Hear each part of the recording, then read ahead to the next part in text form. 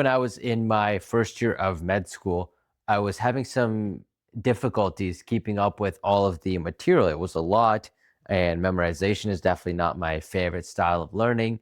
And so I was passing, but I wasn't getting A's or anything like that. And I remember talking with my academic advisor at the time. So she was a psychiatrist. And so the advice that she gave me was maybe you should take it a little bit easy on the gym routine. And because at that time I was working out 6 days a week, I was trying to bulk. That was the first real bulk season that I'd ever had, was my first year of med school, where I actually took it seriously, was committed to the workouts, was tracking diet, trying to eat a calorie surplus, all those things. And I was just like, no, there's no way I'm going to do that. I would rather get lesser grades on my med school stuff rather than sacrifice fitness. What's the point of trying to sacrifice everything in a career if we're neglecting the other parts of our life? Even then, from an early age, I understood health, wealth, relationships. Like I knew that was the trifecta for happiness and just full fulfillment. And so I knew that I was never going to neglect that aspect of things. Just like I wasn't going to neglect social time either for med school purposes, right? Like I always made sure I made like birthdays and weddings and like other those social events, family things, et cetera, et cetera. Screw the grades. But fitness became more difficult during certain times in medicine.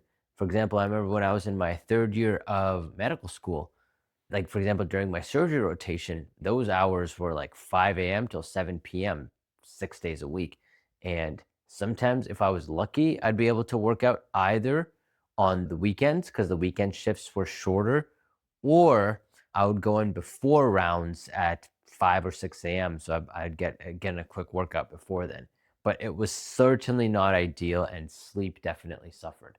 And then similarly in internal medicine, I was working out either like after the five, basically it was like six on, then 1 day off.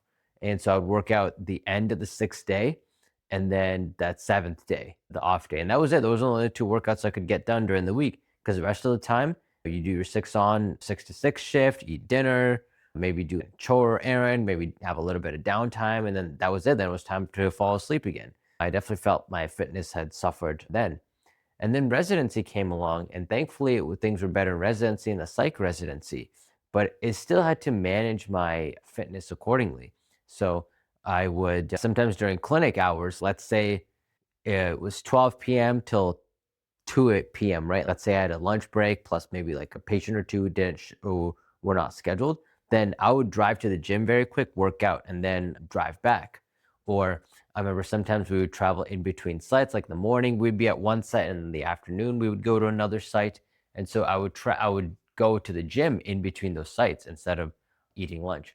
Or, for example, during my consultation liaison rotation, that was from like 8 a.m. to 4 or 5 p.m. And so I would go in the mornings before the CL rotation or like that the day had started. And so there, it's like I definitely had to prioritize my schedule and I prioritize my fitness. And the part that I always hated was that I always felt like my workouts were rushed. Not always, but some of the time, especially if I try to fit it in during the day. When I was an attending, so I was like, okay, things are going to be better and I'll be a lot more free. And then when I was working my outpatient concierge private practice job, there, the hours might be from like, let's say, 10 a.m. till 7 p.m. Like those are my hours. And so by the time I'd get home and work out, like it was already 10 p.m. and I was trying to gear up for sleep time anyway. I like to sleep 8 to 9 hours per night. Basically, in all those scenarios, I felt like my fitness was suffering. I did it. And definitely during the weekends, of course, I would work out. But for me, what I realized is that I really enjoy the, I enjoy spending a long time to work out where I have no rush whatsoever.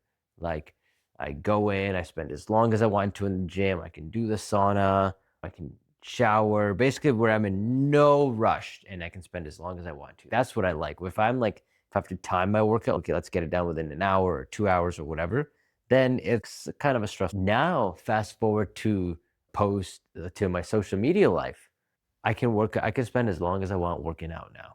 I Nowadays I go around 10 a.m. and I'll spend maybe 2 hours in the gym. Like today I spent an hour, maybe hour and a half lifting. Then I did cardio for 30 minutes. Then I spent time in in the sauna, showered, and like leisurely went there and got back around 1:30, 1:45 p.m. ish. And now I can do that every single day of the week. And the reason I'm making this video is because during that whole journey, I felt like medicine was definitely stagnating my fitness, whereas now I can really just pursue it to my heart's content. I've started boxing now as well too. So now I lift twice a week and I box twice a week. And so it's not the boxing is maybe an hour and a half, 2 hours like for each session. So it's not really about the time commitment, but rather it's about the flexibility and the freedom to schedule it wherever you want to. So for me, I find that my best workouts are soon after I wake up in the mornings. And so, for example, my boxing, I'll do at from 9:30 till 11:30 a.m. I was initially doing like a 5:30 to 7:30, so after work, but I found I was just more tired during those hours. But the 9:30 to 11:30, like I feel way better boxing during those hours. And now I can because of the social media life. Like I'm able to go whenever I want to. Right now I'm recording this video. It's 6:30 p.m. because I have the freedom to. I'm doing some tax stuff for my business, so I'm going to work on that. And yeah, so basically the point is that I'm someone, I was never very athletic growing up, and health and fitness was never really that important to me. Like I was a kid who was getting picked last on every single sports team. And I was never really a fan. But now I really enjoy putting in a lot of effort for my own health. Because at the end of the day, making more money is not going to change my life. But being healthier, feeling more fit definitely is. Like right now, I'm working on my cardio. That's something I've neglected for the last 10 years. Now I'm just fine. Like I can climb stairs and not be out of breath, or if I have to run or jog somewhere, I'm not out of breath. Whereas before I was. And the cardio also helps with my boxing too. And it just makes me feel better. Like when I take deeper breaths in, like I feel my lungs expanding and I just don't get fatigued, even with my weightlifting sessions. And we know that VO2 max is very correlated to a long lifespan. So it's something that I want to start prioritizing. And the only reason I'm able to take my health and fitness now and spend as much time as I want to is because of social media again. And so if you've felt like your health and fitness has suffered because of medicine, or it hasn't suffered necessarily, but you've definitely had to prioritize it highly and other things have suffered, or you have to make some sacrifices in like maybe the time of day that you do it, you're not as flexible as you'd like to be. That's where I'd consider the social media life, especially for doctors, because nothing else I've found as a physician has given me the freedom posting on social media has and monetizing that full time. So definitely something that, if this applies to you, I would consider looking at. But I hope this video was helpful, and I'll see you in the next one.